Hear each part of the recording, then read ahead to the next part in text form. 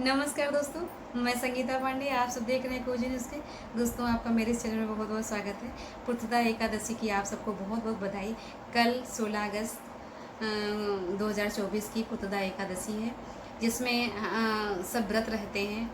तो इसमें किसको व्रत करना चाहिए, कौन से लोगों को, इसमें स्त्री हो या पुरुष, इसमें सबको व्रत करना चाहिए।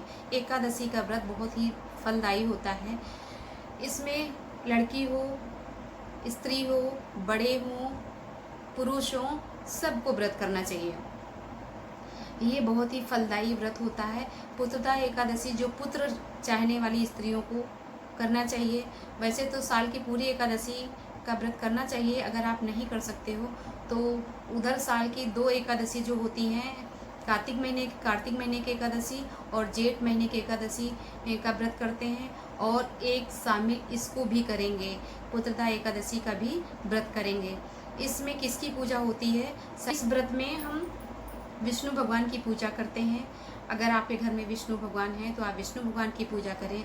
अगर आपके यहाँ लड्डू गोपाल हैं तो आप लड्डू गोपाल की पूजा करें। शालिग्राम भगवान हैं तो शालिग्राम भगवान की पूजा करें। उन्हें विधिवत स्नान कराएं, चंदन लगाएं, तुलसी दल चढ़ाएं, भोग चढ़ाएं और मीठा मिश्री चढ़ाएं, दही चढ़ाएं, मतलब कुछ भी चढ़ा सकते हैं, लेकिन अन्न का भोग नहीं लगाते हैं। एकादशी के व्रत में ना तो अन्न का भोग लगाते हैं और ना ही अन्न का कुछ खाते हैं, ग्रहण करते हैं, और ना ही किसी को अन्न का दान देते हैं। एकादशी का जो व्रत होता है वो फलाहारी रहा जाता है। आपसे यथाशक्ति के अनुसार आप दान दक्षिणा भी कर सकते हैं। जो आपसे यथासंभव जो हो सके आप भगवान को अर्पण करें और दान भी करें। ऐसा माना जाता है कि जितना आप दान करेंगे उससे करोड़ों गुना कहीं हमें भगवान देते हैं। अगर आप 1 रुपये करेंगे तो आपको 100 रुपये का लाभ होगा। लेकिन कभी भी किसी भी लालच से किसी भी व्रत को नहीं करना चाहिए। आप अपनी श्रद्धा से व्रत को करें, भगवान से अपनी मनोकामना मन में पूर्ण करने के लिए बोलें। लेकिन बार बार सबसे कहना नहीं चाहिए कि हमको हम इसलिए व्रत कर रहे हैं, हमें ये चाहे ना ये हमें। लेकिन मन में आप भगवान से मांगो। इंसान से कहते हैं इंसान से क्या मांगना, हमें भगवान से मांगना है।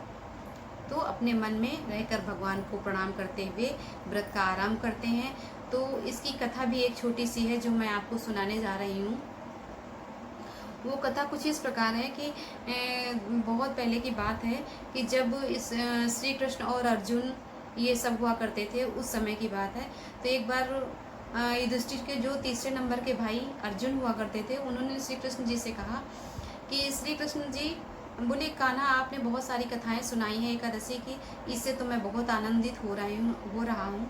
मुझे जो ये पुत्रदा एकादशी है इसकी कथा सुनाइए, मैं वो कथा सुनना चाहता हूँ।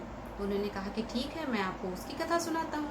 तो एक बार क्या हुआ, फिर वो कथा सुनाने लगे तो कहने लगे कि द्वापर युग के जब आरंभ हुआ तो तभी महिष्मती नामक एक नगरी थी, उसमें महाजित, उस नगरी में एक महाजित नाम का राजा हुआ करता था। वह राजा बहुत ही प्रतापी था, बहुत दानी था, अपनी प्रजा को कोई कष्ट नहीं देता था, और जो प्रजा थी उससे बहुत प्यार करता था, किसी से द्वेष नहीं रखता था। बहुत ही अच्छा राजा था, बहुत ही नेक दिल वाला राजा था। लेकिन क्या, उसको एक बहुत ज़्यादा कष्ट हुआ करता था। वो बहुत चिंता में रहता था कि वो सोचता था कि मैं तो सबको प्यार करता हूँ, सब अपनी प्रजा को कोई कष्ट नहीं देता हूँ और दान दक्षिणा भी करता हूँ, सब कुछ करता हूँ, फिर भी मैं क्यों दुखी हूँ। ये प्रजा कहने लगी कि मेरे राजा इतना क्यों दुखी रहते हैं। लेकिन राजा का दुख का कारण क्या था कि उनके कोई संतान नहीं थी, इसलिए वो बहुत दुखी हुआ करते थे कि शायद कि अगर वहाँ आगे हमारा राज्य कौन संभालेगा। इस तरह की उन्हें चिंताएं सताया करती थी। सबके बच्चों को देखते थे, आनंदित होते थे, लेकिन एक बार ये मन में आता था कि मेरे तो कोई बच्चा नहीं है, मैं कैसे मैं मतलब पुत्र कैसे पाऊँ, ये सब मनोकामना हुआ। लेकिन उनको जानकारी नहीं थी। तो उनके जो प्रजा के लोग थे अपने राजा से बहुत प्यार करते थे। तो उन्होंने कहा कि चलो अब हम लोग कहीं वन में चलते हैं, वहाँ के जो मंत्रीगण थे बोले चलो वन में चलते हैं, तो देखते हैं कोई ऋषि मुनि से मिलके इसका कोई उपाय मिल जाए तो आके हम लोग राजा को बताते हैं, इस समस्या का समाधान किया जाए कि राजा को पुत्र हो जाए।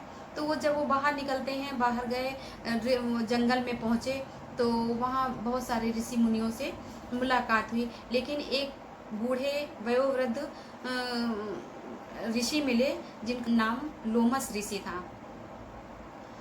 तो वो उनसे बहुत ज़्यादा प्रार्थना करने लगे, उनसे उनके पास बैठ गए और विनती करने लगे कि महाराज आप बहुत अच्छे हैं, इस तरह उनको प्रार्थना करी।